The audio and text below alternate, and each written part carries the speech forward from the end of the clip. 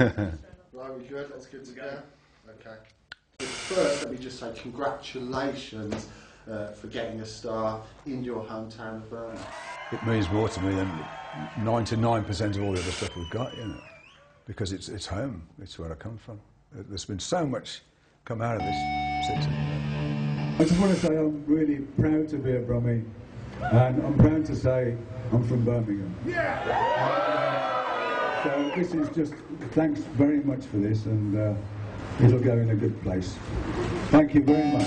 The Birmingham scene became soul, really. There's a lot of soul going on after the rock and roll type of thing. So we, by playing blues, we really cut ourselves off of where we could play, because there's only a couple of places that you could play. But that's what we wanted to do, and we liked it.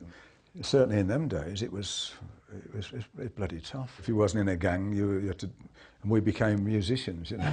Although we were in gangs at first, but then we sort of gradually got away from it. I worked in a factory, and that was my background, of living in Aston and working in a factory. You basically had an accident which totally changed everything for you, really. I suppose at one stage you thought you were going to have to give up the guitar because you lost part of your finger. Yeah, I was told that the best thing to do is to pack up. You know, we're not going to be able to do anything for you. And that was it. I went, oh, great. And it was good night, you know. So I just went home and thought about it and got depressed. And somebody who used to work at the factory with me, the manager of the factory actually, where I used to work, he brought me an EP at that time of Django Reinhardt. And he played, he said, play this record. I went, oh, no. I was really down, you know. He said, no, you should have a listen to it. I went, oh. So I did, and I said, yeah, it's great. He said, well, the guys, you know, he told me what had happened to him. He lost 2 fingers. And it really, God, it really inspired me to basically, I made some tips for myself out of a fairy liquid bottle. Then I got a hot soldering iron and just sort of made a hole in it and tried to get it so it would fit on the finger. And then it was a big ball like that, and I just sat there for days on end, sort of filing it down, you know, until it looked like a tip. But of course that wouldn't grip the strings, it just slipped off. So I tried to find a material that would grip the string, and I tried different cloths, and it was useless, you know.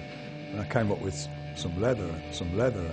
Again, it had to be a special sort of leather, so it didn't grip too much and just wouldn't wear away quick. You know. And I glued that on, and that was it. And it's still the same thing today. I still use exactly the same thing. Although I have the tips made now, but it's very crude, the whole thing. It's still the same. They just do a mould, and then I glue the leather on, so it's still the same thing.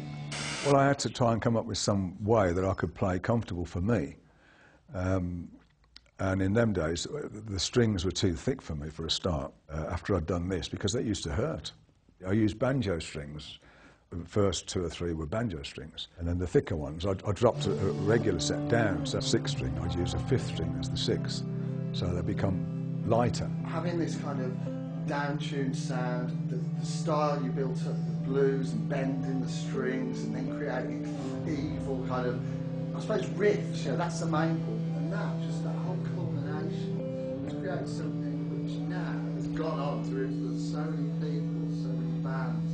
But now you've got Sabbath worship bands, doom metal, I know. funeral doom metal. Yeah. You've got more bands that sound like Sabbath than Probably more bands that sound like us than us. yeah.